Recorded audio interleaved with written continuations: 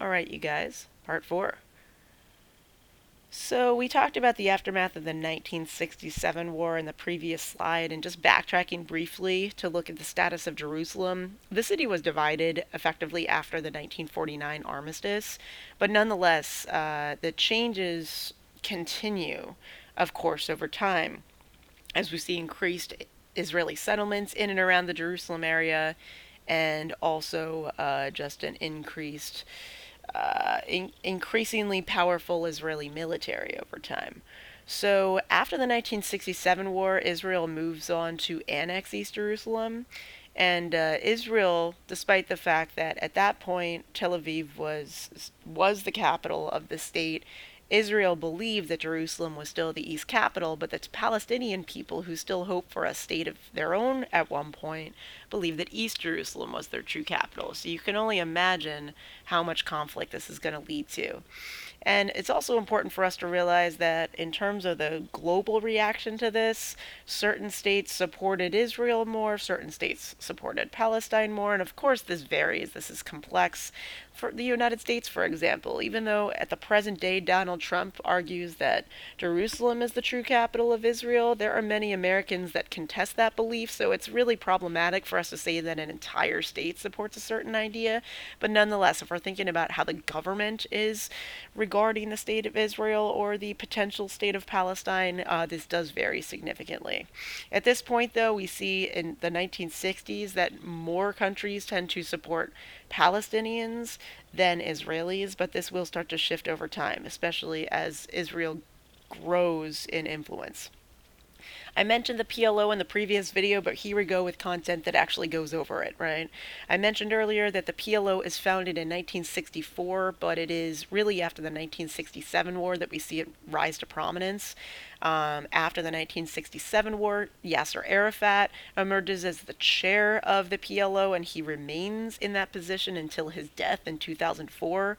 The PLO was not founded in Palestine per se, it was founded by Arab League member nations, and you can see those listed over here to the left. The PLO does decline over time in influence and authority, and a lot of that has to do with the first and second intifadas and the changing perception of the Palestinian people with the increase of violence and terrorism. And the PLO also remains weak partially because they do not have a stable home base. When they were first founded, they were located in Jordan, then they fled to Lebanon, then Tunisia, and now they are currently located in the city of Ramallah in the West Bank. Okay, so the Israeli government did always see the PLO as a whole as a terrorist organization. There are other peoples that believe that the PLO as a whole is not necessarily problematic, but certain groups within the PLO, such as Hamas, are the more dangerous and violent and threatening ones. So, again, just like I was saying previously with regard to how people see Israel or Palestine, the way in which people see the PLO itself varies. And also, when the 1993 Oslo Accords took place, the Israeli government starts to look at the PLO slightly differently. They are a little bit more willing to have conversations with people like Arafat, but it's still a very gradual change over time. And some of the reasons why the PLO relationship with Israel is complex is because Palestine and Israel are not finished fighting each other, and also the Arab countries as a whole are not finished fighting with one another. Although in the years prior to the 1973, or we also call it the Yom Kippur War, we see something really significant happening with regard to the relationship between Israel and Arab nations. All right, so at this point, there is a new Egyptian president. His name is Anwar al-Sadat. He is trying to establish a peaceful negotiation with Israel. And the reason why that is because Israel still occupies the Sinai Peninsula in the aftermath of the 1967 war, and of course the Egyptians want to regain control over that territory. And so Anwar al-Sadat reaches out to Israel, and they at first ignore the request to establish peace, and the U.S., along with Israel, also ignores this. And so that's when Egypt specifically, along with some Arab allies, decide to launch their own offensive against Israel. And so it's important when this starts. It starts during the Jewish high holy holiday of Yom Kippur, which was the Day of Atonement for the Jewish people. They fast from sunrise to sunset during that day and also attend many prayer services. So one can surmise, of course, that the Israeli people were not prepared for a military strike on a day like that. And this was coordinated. The Egyptians launched their attack across the Suez Canal region, and also the Syrians attack the Golan Heights region. So you do see attacks from both the north and the south. Ultimately, this conflict ends in yet another ceasefire, and it's significant again for us to think about who is ultimately leading that negotiation. It was the US and USSR. Again, the two major Cold War superpowers are getting involved in this peacetime negotiation. So think about how this is a Cold War proxy conflict to a certain extent. Now, this peacetime negotiation was accepted by the states of Israel, Egypt, and Syria. So this is also significant because this sort of means that that Egypt and Syria are accepting the state of Israel. They're accepting the fact that it exists and that it's not going anywhere. And the Palestinians do not accept the state of Israel at this point. At least as a whole, they do not. What else? What else? What else? After the war itself, now Israel agrees, at least in theory, to withdraw from the Sinai Peninsula and Golan Heights. The Sinai Peninsula was an easier transition process, but Golan Heights did have a number of Israeli settlers living in it, so that was a more complicated process. And also, Israel does not agree to withdraw their military presence from Gaza or the West Bank, and so the problem for Palestinians living in those regions continues. Fast forward to 1978, there is yet another attempt at peace, and this time it is spearheaded by the President of the United States, Jimmy Carter. All right, so this takes place on U.S. soil. Before the Camp David Accords take place, Egyptian President Anwar Sadat decides to visit the holy city of Jerusalem, and when he does so, he says that Egypt accepts the peace terms between Egypt and Israel, which again is a recognition of the state of Israel on behalf of Egypt.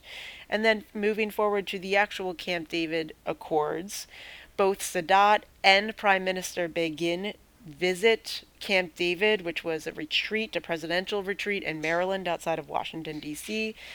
This photo shows Carter, Sadat, and Begin together shaking hands. Ultimately, what the Camp David Accords lead to is first a peace treaty between Egypt and Israel, and also the plan for peace in the Middle East. And this ultimately is an acceptance of the UN 242 solution, which again was arguing that Israeli settlement should stop in certain territories. And lastly, the Camp David Accords staged a major plan for Palestinian freedom or autonomy, sovereignty over a period of 5 years, but it never actually is implemented. And I don't answer the question on this slide. You guys can think for yourselves to a certain extent about why this plan was never implemented, but I will give you a big hint. Jimmy Carter was a one-term president, and by the time the 5-year peace negotiation period is up, Ronald Reagan is president, and Ronald Reagan launches sort of a rewarming, as it were, of the Cold War with his Star Wars missile defense program. And so one could say that the initiative was not so much focused on peace once Reagan took office, but more in, again, eradicating the enemy, which in this instance was the Soviet Union. And we do see that at this period in history that Egypt was more friendly with the Soviet Union than it was with the United States in a lot of ways. Okay, so let's talk about intifadas, right? I would recommend that you guys click on this link here and look at the primary source video, slide 33. I think we know the Intifada pretty well, but yet, again, for review, right? First off, it has an Arabic translation, which is not translation for revolt, but yet shaking off. So what were the Palestinians actually trying to shake off? Well, on the one hand, they were trying to reject any sort of Israeli identity that they may have acquired over the years, right? Many people who lived within this region began to speak Hebrew. They were selling Israeli products. And also, of course, there was a general general resentment among the Palestinian peoples towards other Arab nations that also were attempting to exert control over them. So, for example, if you lived in the West Bank, you may harbor a large amount of resentments towards Jordan because Jordan is sort of inhibiting your sovereignty. All right, so in general, we should be really cognizant of why the Palestinian people are feel the desire to stage an intifada. Another thing that we need to consider is that the Camp David Accords, of course, failed to yield any positive results for the Palestinians, and so in a lot of ways, this was the result of their pent up frustration over time. The First Intifada does last from 1987 to 1991, although some historians argue that it was prolonged until 1993 with the Oslo Peace Accords. There was a tangible, immediate cause, which was the death of an Israeli Jew, which then a few days later, we see a car accident. It was an IDF military vehicle that ran off the road and killed 4 Palestinians. Whether or not this was an accident is still disputed, but nonetheless, it was seen as an attack on Palestinians, and this leads to sort of a random outbreak of violence in the form of the Intifada. The more well known association with the Intifada was the throwing of stones. You saw a lot of Palestinians throw stones at IDF officers, but a lot of the other tactics in the first Intifada were very non-violent by nature, and so we should emphasize that those were also utilized at first. Just simple acts of civil disobedience, boycotting stores, refusing to drive cars with an Israeli license, of course, refusal to pay taxes, graffitiing certain structures. In particular, once the separation border comes up, which is after the first Intifada, we see really, really significant examples of graffiti use in different areas of Israeli occupied territories. And of course, like I said previously, there were more violent means that were utilized in the first Intifada, such as stone throwing and Molotov cocktails, but we don't see the prominence of suicide bombings until the second Intifada. Notice the casualty rate. We do see a disproportionate number of Palestinians who were killed, most notably civilians and also thousands of children, but there were Israeli deaths as well, and many of those deaths were civilians. And so there is violence on both sides, and of course, this contributes to the lingering tension in the region and the inability to achieve peace. As a result or a reaction to the first Intifada, the Palestinian National Council decides to have a meeting in Algeria, and the result of that meeting is the recognition of the State of Israel and also the denunciation of terrorism. And it's important for us to realize that Yasser Arafat, in a lot of ways, led this charge. He spoke in English about his denouncement of terrorism, which was very significant. But nonetheless, despite Yasser Arafat going on camera saying that he renounces terrorism, the Israeli government still largely regards Arafat himself, the PLO as a whole, and Fatah specifically as a terrorist organization. And lastly, this slide asks the question, well, why should we care about location, right? Why should we care that the Intifada is breaking out in places like the West Bank and Gaza and not a place like Lebanon, for example? Well, it's also important for us to realize that the Intifada was largely a grassroots movement.